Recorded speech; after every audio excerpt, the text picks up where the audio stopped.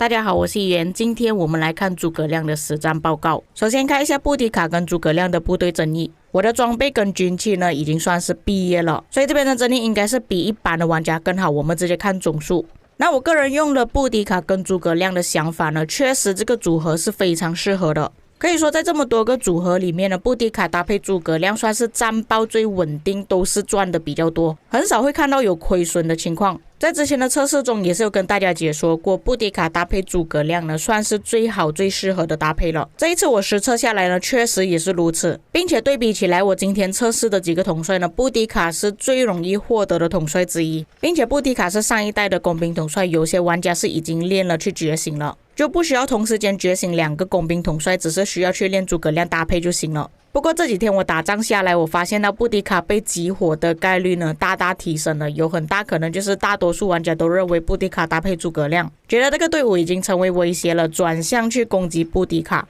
不过你有骑兵的话，骑兵还是死得最快的。接下来我测试了另外一个组合，诸葛亮搭配阿曼尼，这里是部队争议。在最后一次我测试诸葛亮的技能的时候呢，我发现到诸葛亮搭配阿曼尼可以5秒放一次技能，可是也要被沉默了之后才可以发动这个功能。全部报告测试下来的结果，我发现到诸葛亮搭配阿曼尼的报告呢，算是里面最难看的，亏损的报告比赚的报告还要更多，但是赚的报告也不会说赚的非常多，可能赚一点点而已。就是跟布迪卡相比的话，可以说是天差地别。所以诸葛亮搭配阿曼尼这个组合呢，我个人不是很推荐。但是阿曼尼刚好是 MG 统帅呢，相信一般的玩家呢应该也是没有阿曼尼了。而且在之前有推荐过阿曼尼搭配阿尔特米的组合，但是我看到其实没有多少人会去使用这个组合，一来就是成本太高了。就算诸葛亮搭配阿曼尼的报告是好看的，我觉得也没有多少人肯去练阿曼尼，毕竟阿曼尼也不算是现在主流的统帅了，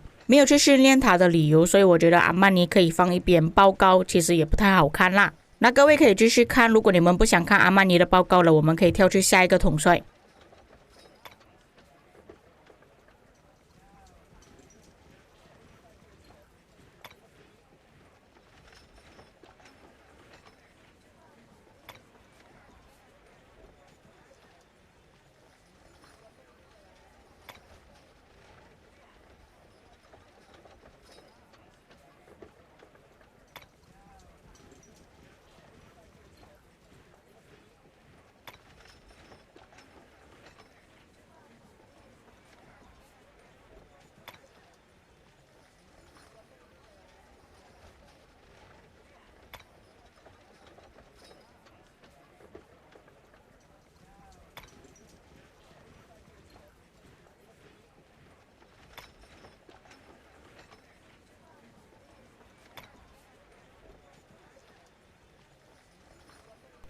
接下来我们换诸葛亮阿尔特米，部队争议。阿尔特米是我今天测试下来的报告呢，仅次于阿曼尼而已，就是比阿曼尼好一点点。加上我最后一次测试诸葛亮的技能的时候，我有跟大家讲过嘛，阿尔特米触发了沉默效果的时候，诸葛亮是把技能打在自己身上。评论区的观众有补充到，因为诸葛亮他打出去的武侯效果呢是打在施加者的身上，那沉默是阿尔特米触发的嘛，他触发了之后施加在诸葛亮的队伍上面，所以这个不算是 bug， 只是刚好这两个统帅的设计就是这样子的，所以就没有办法。接下来就是大多数玩家好奇的诸葛亮搭配李成桂，这个是部队争议。我测试下来的结果呢，其实诸葛亮搭配李成桂是真的很强，两个圆形 AOE 打出去的伤害是真的很痛，几乎报告都是赚了，跟布迪卡是有的比。但是问题也很明显的，像我之前有讲过的，搭配这个队伍呢是跑得非常慢的，因为这两个统帅都没有速度加成，所以我这个搭配出来的亏损报告呢，大多数都是因为跑不掉，我其他的队伍已经跑掉了，剩下这个队伍在后面跑，因为脱队了，刚好被敌人追上来，然后全部围攻我一个队伍。这个队伍死掉之后，你就间接性少了两个圆形 AOE， 我觉得不是很值得。我个人建议是把两个统帅分开会比较好，他赚的报告是真的很赚，但是亏的报告呢也是真的亏。这个搭配组合可不可以？是可以的，只是你不要怕他会脱队被人家追就行了。接下来我是用了诸葛亮搭配金闪闪做测试。那我原本说这个搭配呢可能出来报告不会太好，但是没有让我想到的就是其实这个搭配出来的报告还不错。诸葛亮金闪闪这个组合算是我今天测试下来第二个报告是最好看的。几乎都是赚比较多，很少会有亏损的情况，并且你有需要去围城市啊、围集结啊、围要塞呢，其实这个组合也是不错的。就比方说我这个报告刚好就是打旗帜，你可以看到我的报告赚了多少，所以我认为这个组合有可能会变成未来围旗帜的搭配。可是这个组合最大的问题就是金闪闪它是 MGE 统帅，并且不是每个玩家都会去觉醒的，训练成本会比较高一点，所以一般平民玩家应该不会去练金闪闪。不过这一次我是跟 Arvix 打 KVK 嘛，我发现到 Arvix 其中一个账号呢也是用诸葛亮搭配金闪闪来打，或许他也认为这个搭配组合其实是比较适合的。但是金闪闪跟李成桂有同样的问题，就是这两个统帅呢都是没有跑速加成的，等同于说诸葛亮金闪闪这个队伍也有可能会脱队，你们要做好心理准备。那我用了这个搭配组合觉得不错之后呢，我就一直用下去了。他妈的，谁去扫我田？ What the fuck？ 为什么在960里面也有人扫田啊？所以我现在打野仗呢都是用诸葛亮搭配金闪闪来打，你们可以看到这些报告呢基本上都是赚了。因为我的队伍要分成2队工兵啊，我的布迪卡就搭配李成桂继续用下去，所以才会变成诸葛亮搭配金闪闪分成2个队伍。所以我测试下来的结果呢是布迪卡、金闪闪、李成桂、阿尔特米、阿曼尼前者搭配会更适合。这是我这一次测试下来的装备还有搭配的军器。坦白说我的装备跟军器呢算是比一般玩家还要更好了，所以你们不要再讲什么装备不好军器不好的问题了。接着是天赋，我用诸葛亮做主将比较多，所以你们照搬这个天赋就行了。还有就是布迪卡的天赋，我有拿过他做主将嘛，不过布迪卡的天赋你们要用回诸葛亮那个天赋呢其实也是可以的，因为这个账号不是我的，所以我也不敢乱改人家的天赋。或许有些观众就会问了，为什么你不要搭配尼布呢？因为我这个账号没有去训练尼布，没有亨利，没有居鲁士，没有图特摩斯，有的话其实我也是想要测的。而且尼布的话大多数玩家应该都有，我觉得你们可以自己测试。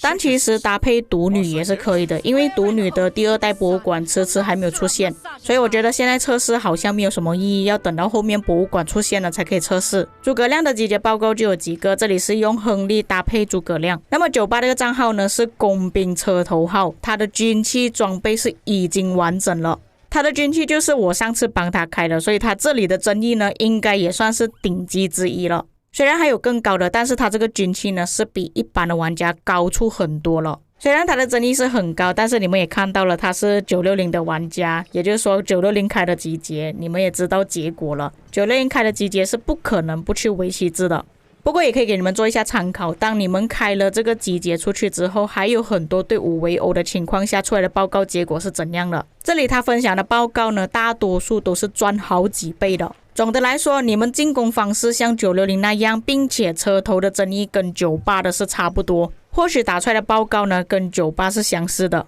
那这份报告呢是98的集结被人家围殴，你们可以看到报告呢其实也是赚了，所以有些报告还是有参考价值的，只是看情况而已。